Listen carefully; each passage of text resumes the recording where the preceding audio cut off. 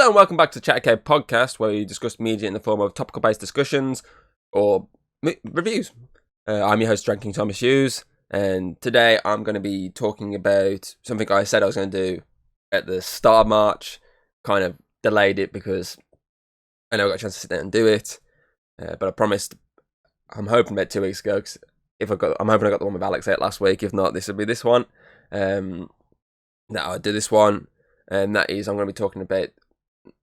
Well, these Assassin's Creed, where I'm up to at the moment with, if I had my parcel then, I shit myself, and I was like, fuck, I've started as well. I'm going to be talking obviously about first Assassin's Creed game and the Assassin's Creed Ezio collection, and reviewing them, because obviously up to this point now, I've done both.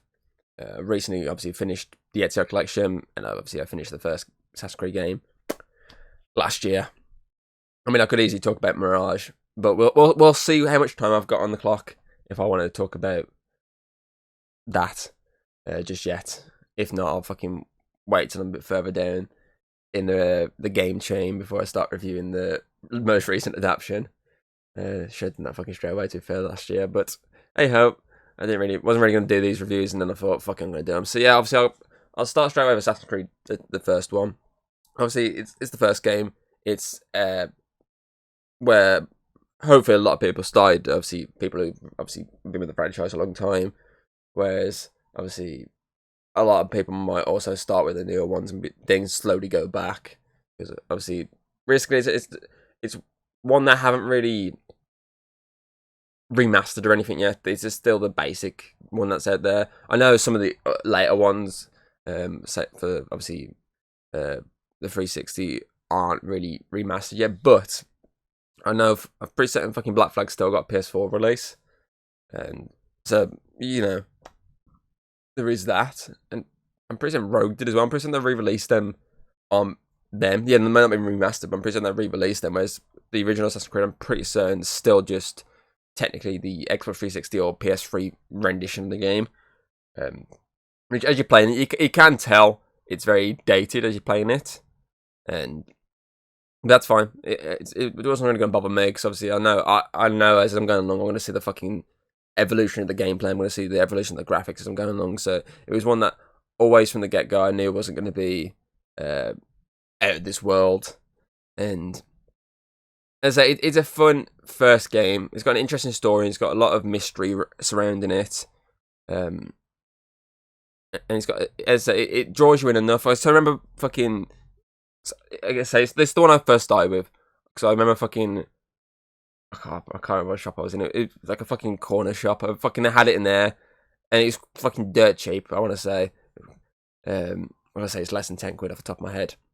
And I was like, oh, Assassin's Creed. Don't think I've already heard this. Should I see what it's like? Or at least I might have heard of it. I can't remember if I did hear of it or not. I've heard of it from a friend or something. But let's say for this scenario, I didn't hear about it. I just saw the front cover and was like, seems interesting. Look at the back, seems interesting. And I remember buying it and sticking it on the Xbox back in the day, and really enjoying it. Been to the point that even when playing it, I was buying the next installments. Like I was picking up Assassin's Creed 2, I was picking up Brotherhood. Eventually, I picked up Revelations, and as I say, from that moment I first played the original, it drew me heavily into the franchise, and that's why it's like one of my favorite gaming franchises out there. Now, even when like a game gets slated, I still get enjoyment out of it. Even when like say the movie got slated, I still found some enjoyment in that. I still sort of could see where they were going for the Assassin's Creed vibe, but I could also see where they should have gone more with it. And I say, if this was the baby for me, this is the one that started life for me with the Assassin's Creed franchise, and that's why I have to show it a bit of respect. Though, yes, it is dated. Though it is very repetitive, the first one. I think a lot of the early ones are kind of repetitive. I mean, there still are now. There's still a lot of repetitiveness of going to assassinate this person, but there's always some other shit going on. Some crazy ass shit nowadays with Assassin's Creed. I'll go and fight Medusa, go and fight a fucking Minotaur. There's that sort of crazy shit with it now, but this was before it decided to go that crazy route. This is when it was just a case of, okay, we've got a simple task here. We've got a story. We've got a story within a story, and all you got to do is just go to these places, do a few things, assassinate someone. That's pretty much all it is throughout. It's basic, but that's fine. It's the first one. You don't want anything too outlandish. You need something enough to draw people in, and make them go, okay, I want to play the next game. Which that's what this does. It draws people in with its. Obviously, it's got decent gameplay, so it could draw people in with that. But at the same time, you could look at it's probably drawing people more in with its story because it's mysterious. Who the hell is this guy? What the hell are the assassins fully? What the hell's going on? And obviously, then it ends on a cliffhanger ending.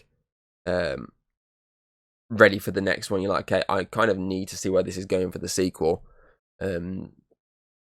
So, it requires you to want to go back and play it again. So I like that about this. It does enough to draw people in. It does enough to draw me in to say, okay, I want to see what's next for this story. And obviously where they go from here is really good, especially the next chapters, which is obviously what I'll talk about in a bit. But say for the first one, it's good. It's going to always have that place in my heart, a special place in my heart. It's not going to be my favourite Assassin's Creed game, but as I say, it's always going to have that place there, because there's a lot of fun memories playing it. When I replayed it for the channel, there was a lot of fun memories coming back as I played it. I was like, okay, I remember doing this years ago. This is so fucking good. And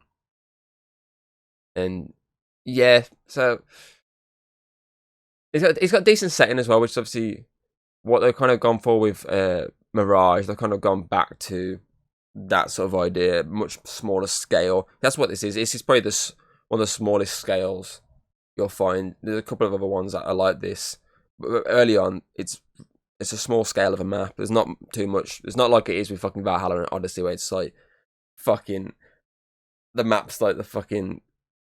It's just fucking ridiculous size that you can be there for fucking ages exploring. Which, to be fair, for how much they cost nowadays, you can look at it and go, okay, I kind of need a lot of content for my fucking the money I've spent on this game.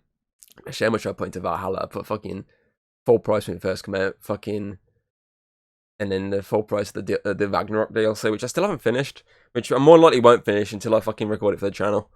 So yeah, obviously now you kind of need a lot of content to make it worth paying all this money for. Whereas back then, when it wasn't as expensive, yeah, you needed enough content. And that's what you get. You do get enough content from this. It's not as if you do it in a couple of hours. It will take a little while, especially if you want to do the exploring part. There's not as much to explore in these ones. This one specifically, sorry. But there's enough collectibles around that you can just be lurking around for ages trying to find everything. So that is the good thing. So the story's good as well. The story within the Animus is good. And then you got that mysterious side of the story outside the Animus of what's going on here. Who's this guy, Desmond, who these people at Abstergo. It's like, okay, there's enough there to be mysterious to draw you in. And so then in the Animus with the Altair stuff of him having to get back to his pedestal because obviously he gets knocked off it early on because of his actions and has to get back up in the rankings. That is an interesting story development. So it does enough there to make you want to continue on, not just throughout this game, but since obviously you know now that there's more games to come, or back then if you didn't know there's a game to come, you'd be like, okay, I need another game to come after this. I want to see how they push this story. I want to see how they evolve this game. And it is cool, as I say, watching the evolution of this game. And just even from now, though I know where it gets to, just from seeing the evolution from AC1 to Revelations, it's pretty cool. Obviously, graphically and just the gameplay mechanics, I like the evolution throughout. So as I say, I'm going to be very kind with this, and I'm going to give this the first Assassin's Creed game, and I'm just going to go with an 8 out of 10. I'm not going to go too high with it. It's not outstanding, but as I say, it holds that place in my heart. Fond memories. So I feel like it deserves that 8. At least just to kickstart the franchise. So yeah, obviously I'm gonna straight away if you've played the first Assassin's Creed, put your thoughts in the comments below. If you haven't checked out my playthrough of it, you can. It's on the channel. It's there. It's in the massive playthrough of all the Assassin's Creed games I've done so far. But now I'm gonna quickly move on to obviously the Ezio collection. So obviously Ezio Collection is just the combined total of all three Ezio stories. So Assassin's Creed 2, Assassin's Creed Brotherhood, Assassin's Creed Revelations. It's the slightly remastered one with the newer graphics, which obviously aren't always the best, but I feel like it was a good call to smash them into one big collection. Especially since, as I say, they're all games. They're all on Xbox 360, just like the first Assassin's Creed.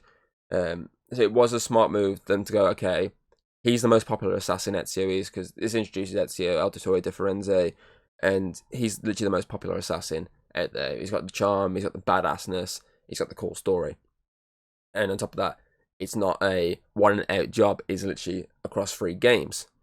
So it was a smart idea for them to go, okay, it's easy money, let's slightly remaster the 3 games and make it into a collection, and not just put that in there, because obviously if you got the Ezio collection, you also have the prequel series movie type thing that it was, obviously about his dad.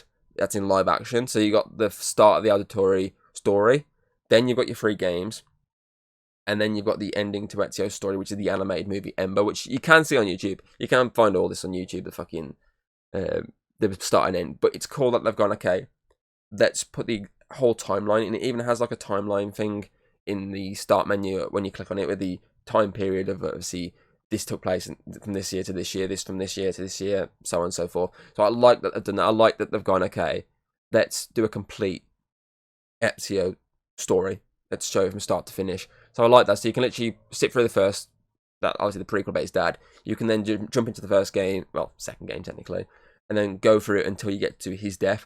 And I say I like that. I like that they did that. It's a cool idea. Obviously, I said the graphics aren't out of this world outstanding, but it's still a really solid idea. And I say I hope it would have been cool if they did that with the Kenway Saga, instead of just doing the Assassin's Creed 3 remastered, which I say when I finish that I'll do a review on that as well. Instead of doing that, it would have been cool if they did remastered 3, obviously Liberations, Rogue, and Black Flag. So if they put all 4 of them into one story, obviously, because it'd be obviously you'd have your Black Flag at the start. No, see, which would be Rogue first, wouldn't it? But then again, the confusing thing about doing that is obviously timeline-wise would be so fucking confusing, because obviously I think pretty certain Rogue takes place before all of them. No, sorry, no, it doesn't. Black Flag first. Ignore me, because Hayden's in Rogue. Don't know why I said that. So it'd be Black Flag, Rogue, Assassin's Creed 3, then Liberations. Liberations would be the last one. But obviously, I don't know where the timeline for where Haytham is exactly at the point of the start of Assassin's Creed 3 and when he appears in Rogue. I don't know. I can't remember. It's been a while since I played Rogue. I don't know where it intertwines like properly. So it could be that that's why they haven't bothered. Either that or they're saving us for a fucking great. It's like what Capcom doing Resident Evil. They're saving one of those type of games for Black Flag. I'll be fucking fine with them saying, you know what, we're not going to do a bundle like we do with Ezio. We're doing like this instead. I'll be like, you know what, I'm fucking fine with that. Just fucking go for it. But yeah, so it's cool they did this with obviously Ezio. So it's the most popular one, so it makes sense that it's an easy thing to do. Especially at the point this came out. This was at the point where, as I say, the idea of just remastering stuff was really big. Obviously now a lot of games are looking at the idea of less remaster, more rebuild entirely. Look at Last of Us Part 1, obviously that got a remaster during this era, but then now it's got this slight rebuild to match Part 2. You look at, as I said, the Resident Evil games, Resident Evil 2, 3 and 4, they've gone for the point of, don't remaster, we just rebuild, give you new graphical engines, add new shit to it, take stuff out. They've gone for that route. Obviously there's rumours God of War are going to take that route, and there's a few other games that look to be taking that route as well. Obviously, it's cool that, yeah, this could have gone into the route where this is at now, but obviously if it's time period, it's good to, at least for the time being, have an up-to-date rendition of an older game. Because if you say, I know you've lost your Xbox 360 copies, you've lost your PS3 copies, I've still got mine somewhere. I looked at it, I was like, I could have easily just played that rather than just a collection, but it saved me some space. But it's going to draw you in because it's just all combined into one. It's less faffing around, keep changing discs. It's all there. It's all there to enjoy. And I say that's what I do like about this collection. And I say there is some bugs. I've seen many some slight issues, but I'm gonna look past them and obviously go more off just the games itself. Because actually, Assassin's Creed 2 is such a great introduction to Ezio. It's a good continuation from the first game, and I like every aspect about it. From the new gameplay they've added, essentially the new characters, the new setting. The setting of fucking using Italy is beautiful. It's so good, and I like how they add more, not just in this game but throughout, of showing other parts of Italy. And I say it's got a really good emotional story. Kicks off with a fucking bang.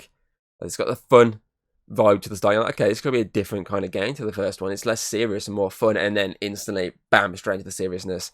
Dealing with him having to take down basically enemies that have murdered his family, and it's like, whoa, that's fucking dark. It's good, but dark. And it's cool seeing his evolution in the first game from being pretty much just basically the run-of-the-mill kid of he just goes around shagging everything in sight, to the point of he's having to put that life kind of behind, not fully behind him. It's Ezio. He's still got that life. He's still got that running through his vein. He's had to put that slightly behind him to evolve into what his dad was, an assassin. And I like that with the first game. There's a lot to the first Assassin's Creed 2 that you can love. You can see why he's like the most popular one just from this first one, even when he's not at his full peak of his career. Recently, Brotherhood is pretty his peak, but you can see why from this game they went, okay, he's so much better than Altair because of his personality. Altair was very wooden, though that makes sense for his character because he was meant to be this. He's not meant to be this snarky, fun-loving assassin. He's meant to be this more of that era type of assassin, one that isn't going to be partying all fucking night, isn't going to be banging everything in sight. He's going to be a simple, basic assassin, which is what you need for a first game. You don't want anything, as I said earlier, you don't need anything too over the top. And that's what Assassin's Creed 2 then goes, okay, we've got people's faith. Let's start adding to this now. Let's start making a bit more fun, because people saw the fun in the first game. Let's add that more into people's focus. And that's what I did with this, bringing Ezio into it. So I say you got a darkness of him trying to avenge his family's murder, or execution, I should say, because since they all got hanged in the fucking start of the game, which is dark as fuck. You're obviously adding fun to counteract. You got basically, you're balancing it right. It's what I think this does right. It balances it perfect. It balances the darkness. It balances the humour and the lightness. So I like that. And I was saying you got the outside the Animus story of Desmond becoming what he is, which is an assassin. Obviously he's being trained by Lucy at this point, who of course in the first game was just basically essentially kind of like a nurse type figure, helping out, like a nurse technician type figure, helping out with the Animus. Of course, obviously she's part of the Brotherhood and helping him become what he's destined to be, to help them deal with this Apple situation. So I like that adds more outside the Animus. It's not just you just walk around, look at some stuff, look on the computer, back in the Animus you go. It's not just that. I like the fact that they've actually added a bit of combat into it now, to show the evolution of Desmond. It's not just showing the evolution of Assassin's Creed from where the first one was to the second one, in terms of it's obviously Ezio, from Altair to Ezio, and just the gameplay in general. It's showing obviously the evolution of Desmond as he's slowly becoming an assassin. I like that they haven't just gone, okay, yeah, we could have easily just had him just doing fuck all game again, but we're going to add a little bit more here and there. Not too much. Again, it's still early in the game. We don't want too much. But we're going to add a little bit of combat and a little bit more story for him to learn. And of course, we're going to give him a bit of a new setting to walk around in, rather than just this small, cramped setting. So as I say, it's pretty good. I like that. And so Assassin's Creed 2 is so fucking good. All the Ezio games, the only one I ever completed years ago.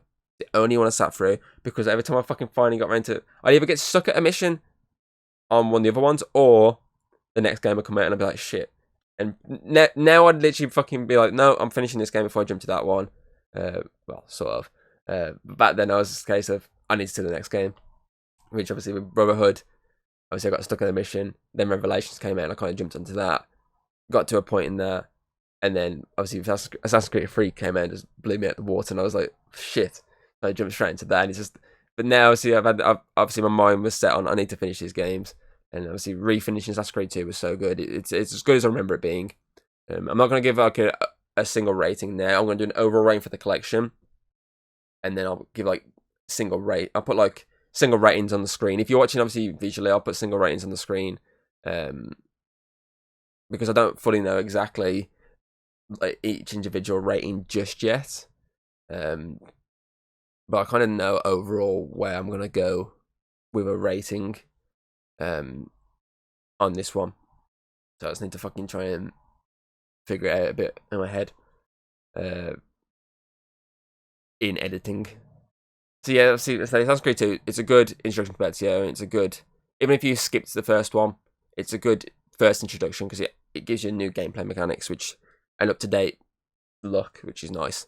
And obviously then you got Brotherhood, which followed on through, which is like one of the most popular ones. And I can see why. It's Ezio getting to its peak. It's Ezio becoming the master assassin we all know and love him to be. It continues obviously pretty much exactly from where the last one was. Obviously, but now he's obviously got the Brotherhood sort of backing. Obviously it's pretty much the exact same idea of we need to take down an enemy, but in this case, it's a very ancestral enemy because the guy is very ancestral. But I think he's definitely more psychotic than the first enemy, because obviously the previous enemy is psychotic because of the fact that he murdered his family, but he's not as bad as this guy. This guy is fucking insane to the point of he's not just murdered a family member, he's also fucking blasted the shit out of Ezio's fucking this whole fucking city that is this like little town he's living in. He's fucking just like attacked it and just tried to like kill a lot of people, like that level psychotic, and to the point that he's also banging his sister psychotic. So obviously the villain does take the step up. I do like that. And one thing I did forget to mention, I like the fact that now there's two blades, rather than one, there's two. So obviously this one adds the new villain, gives you some new settings to work with, and some new things to have to deal with as you're going along. Obviously, it continues the Da Vinci side missions. Obviously, because the first one added the Da Vinci side mission in the sense of you got to fly around in his flying machine. Was it? What was that? This at least once you got to fly over the shit in the first one. Yeah, Brotherhood added the Da Vinci missions, if I remember correctly. It's been a while since I fucking played it. Give me a sec. Added all the different missions, like the tank mission, the flying mission, the fucking... there's another one, I can't remember off the top of my head. But I'm pretty certain it was Brotherhood that added all these other missions, because it gave him slightly in the second one, and it was like, okay, we'll give him a bit more in this one. And I think that's where, obviously, the next game does suffer a bit, which I'll get to in a bit. But I say Brotherhood is probably the best of the trilogy in terms of side missions, essentially. I think it does do a really good job. I like the emotional side of the first one, if I'm going to be honest with this Assassin's Creed. I like the emotional side of it. And I like the introduction to Ezio. But I think this is obviously, this is where you get peak Ezio. This is where you get a lot of newer places to look at, which looks really cool. But the new place in Italy. And I say it's got this psychotic villain. So it kind of balances out though Assassin's Creed 2 had the slightly more emotional story, it balances all that out by having a lot more stuff to do.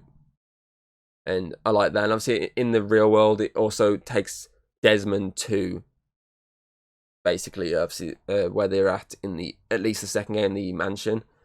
And you can obviously explore that little area. So it's cool that, because it expands his story further.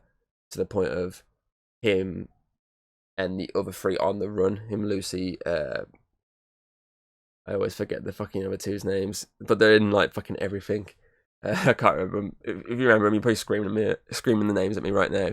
Obviously, it brings all of them to this new location, this new setting, and has them again slowly getting the story pushing in the real world towards where they obviously want it to be, ready for basically when they're out of the Ezio saga. It's setting the groundwork and obviously slowly giving him these godly figures around. And on top of that, it slowly, it obviously carries on. Obviously, see, at the end of the first Assassin's Creed 2, obviously has Ezio here the name Desmond. And he's obviously Brotherhood. He's kind of constantly he just reference the name Desmond. Is like, who the fuck's Desmond? To the point, obviously, him learning what Desmond is. And so I like with the second, obviously, Brotherhood, that it gives you, obviously, you're part of the Creed. You slowly go from rookie assassin to master assassin. I like that aspect. And as Ezio, though he loses a bit of the snark, obviously the youthful snarkiness he had in Assassin's Creed 2, it wouldn't make sense to where he is now. He's gone through that trauma. It makes sense for, I mean, even for the second one, really, as the game went through, he started losing that snarkiness and became a bit more of a serious assassin. But he still had that Ezio charm every now and again, and that's what this does. It still has that Ezio charm, but he's gone for the more serious again, because again, obviously, he's trying to avenge a family member while also protecting what he has left, which is his mother and his sister Claudia. And obviously, this adds a lot more for them in the story, if I remember correctly.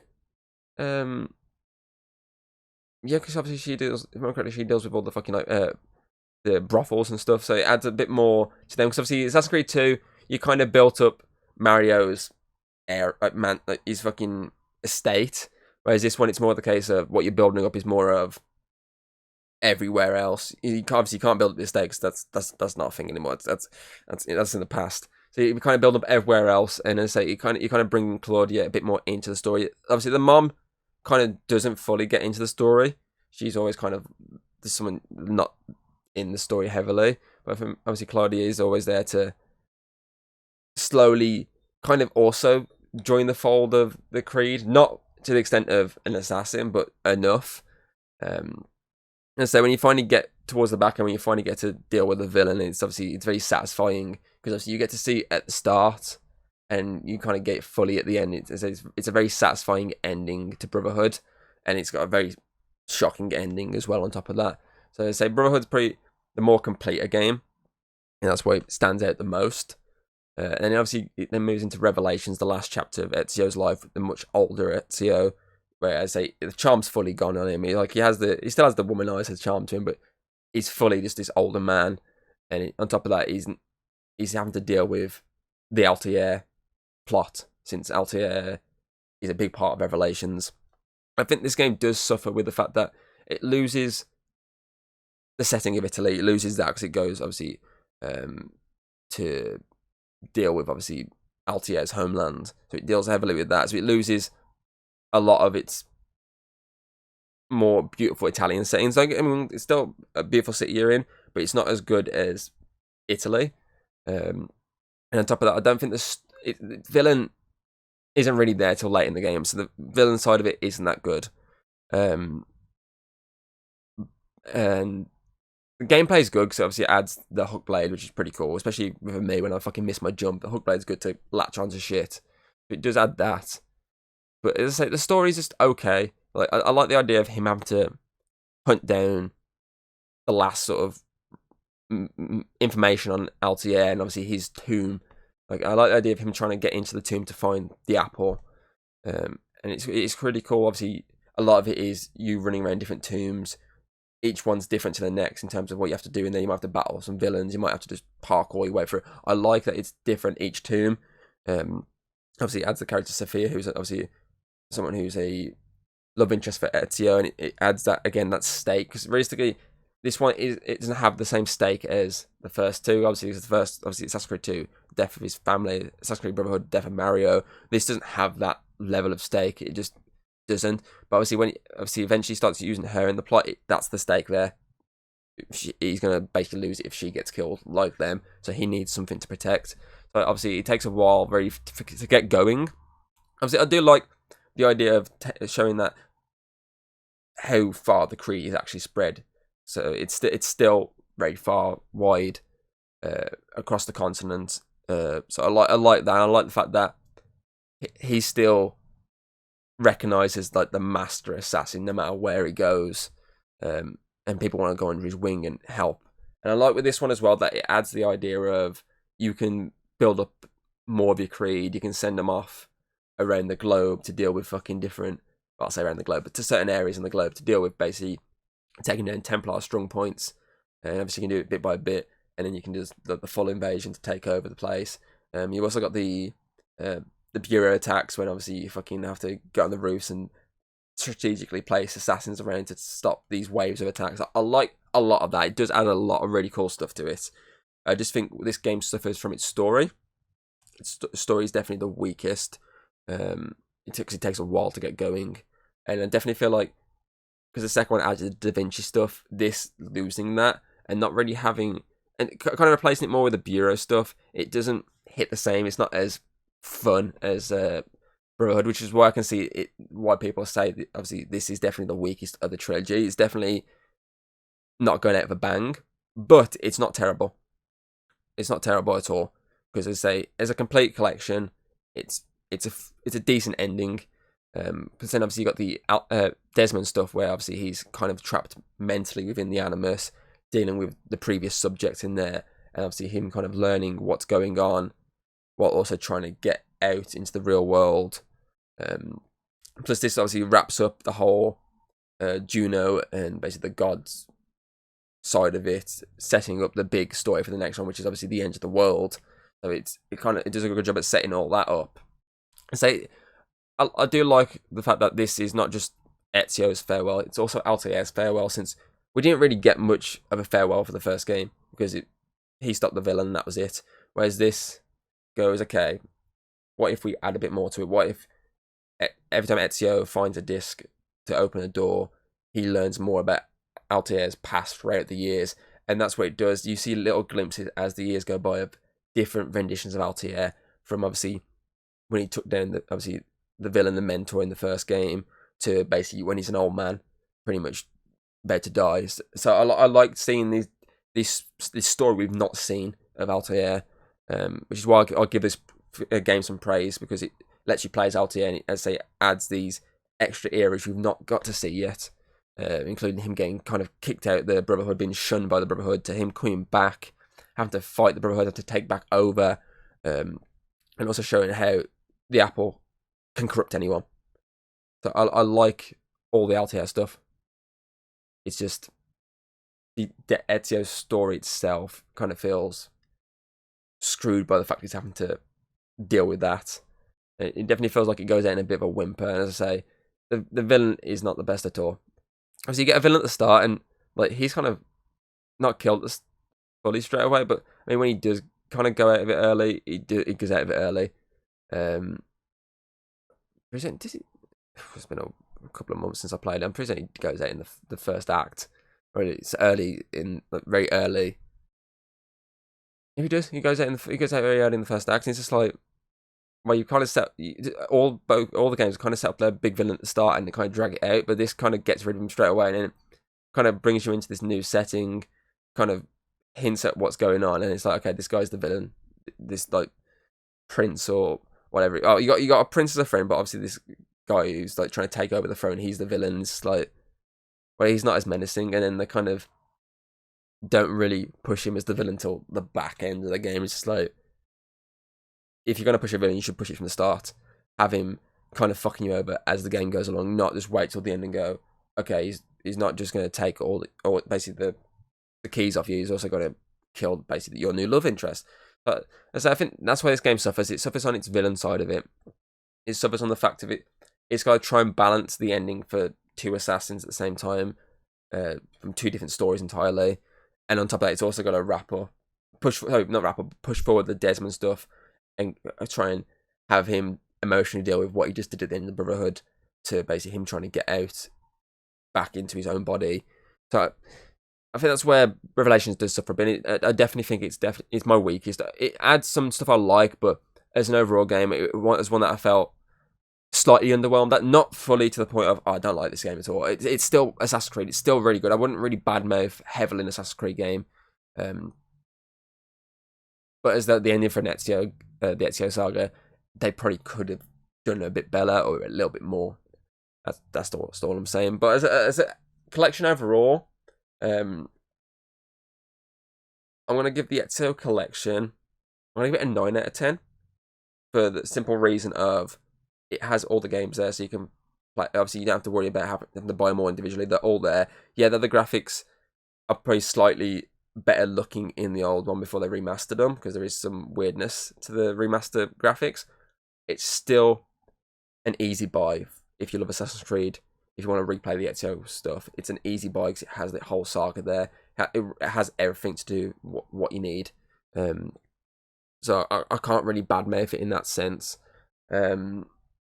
As I say, I'll put on the screen now my individual ratings for each game, because I'm still just trying to think of them. Obviously, they won't go towards the Ezio Collection's overall rating. That's just a rating on the game itself and the overall quality and how much it's worth just to buy rather than just buy them individually. Obviously, my actual ratings will be what I think of each game as they are. So obviously, their combined total would be pretty different to the actual Ezio collection. They'd just be more of a rating of the Ezio story. So yeah, I'll put them on the screen now. Obviously, if you're listening on Spotify and that, I apologise, you won't see that unless you jump on YouTube and have a look. So yeah, that is it. Obviously, I would do Mirage, but I'm running out of time right now. I gotta get this done. I'll do Mirage once, then further, really far down the line when I've actually sat down and replayed it. Because I can't remember too much about it, if I'm going to be honest with you. So yeah, obviously, if you've played the Assassin's Creed Ezio collection or any of the Ezio games, what did you think of them?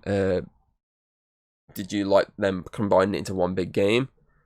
Do you think the older games are better than the collection's remaster? If so, put all these thoughts in the comments below. And yeah, obviously I'll do the Assassin's Creed 3 remaster review once I finish Liberations. I won't do it as soon as I finished the main game, because Liberations is combined into it. I'll do it once I've finished that. And again, I'll do it as a overall review, like I did this one, and less of individual games.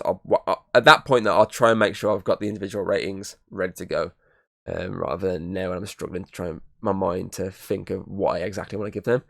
So yeah, obviously you can check out the podcast on Spotify, Apple Podcast, Audible, etc., etc. Most podcasting platforms have it, or you can see my ugly mug on YouTube, where, as I say, if I do give it individual ratings, you can see them pop up on the screen and go, okay, that's what he's given. I agree, I disagree. And yeah, obviously, hopefully at this point, it might not be in 50-50. Assassin's Creed 3 Remastered should have started going out. It just depends when this episode's actually going out. When I'm currently planning for it to go out, my things are, I'm pretty certain they are going out, because I've recorded at least enough for this month. I've got at least 6 episodes recorded. Episode 5/6 by the time you actually get the Connor stuff. So be patient with the Hayden stuff. So yeah, obviously you can check that out. Obviously you can check out all my actual Assassin's Creed games up to this point. Obviously, as I say, I've done it from 1 to Revelations, and as I say, I've also done Mirage. That's also in there, and there's some little ones I did on Valhalla just ages ago. That was a bit of fun. So you can check out all of them. Obviously, I also did the Assassin's Creed movie review, and I also did I discussed with Hayden and James what we wanted to see from the Netflix series that there's supposed to be in development still. So I'll link all that in the description below. I'll link the playlist, and I'll link those 2 videos. So you can check all them out. And just overall, I hope you've enjoyed this. I'm going to hopefully have Connor back next week, and we're going to do that quiz. I'm going to try and do it well in advance so there's no more fuck-ups. I'm going to try and do it the same week I get Alex on to do basically his podcast. I'm going to try and get them all done so that there's no issues with people getting ill during the process of wanting to do it. So yeah, so fingers crossed on that one. Yeah, I hope you enjoy my Assassin's Creed talk. I'd love to talk about Assassin's Creed more and more, because fucking one of my favourite franchises, as I said. I've got fucking Hidden Blades above my head here somewhere. There's one hidden down there. I've got merchandise everywhere. I wish I wore my t-shirt, could not find it. So I was worrying about a franchise I enjoy. But yeah, I could talk about it for ages, and maybe at some point I will sit down. If I can get, I'd love to have someone next to me and just discuss Assassin's Creed. So maybe that's something I can look at into the future, just sitting down with someone just talking about the franchise overall. So yeah, I hope you enjoyed this episode, and shall hopefully see you next time. Goodbye. If you like what you've seen, don't be afraid to throw us a little like and subscribe. That's always very appreciated over here. And well, I'll see you on the next video.